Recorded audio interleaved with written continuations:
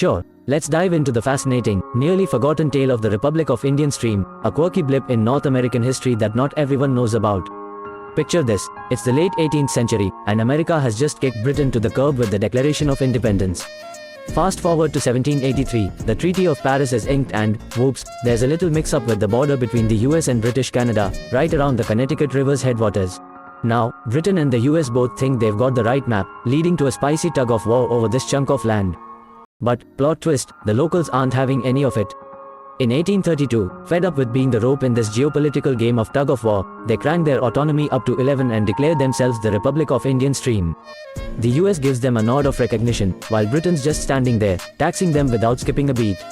Not willing to put up with this colonial drama, the Republic of Indian Stream shouts, "Enough," and in a daring move, asks to join the US enter the New Hampshire militia, who march in without so much as a peep from British Canada. And just like that, Indian Stream swaps its brief stint of independence for a cozy spot in the US. So, the next time you're dabbling in obscure trivia, remember the short-lived republic that threw a wrench in international relations, all from the quiet Northwoods.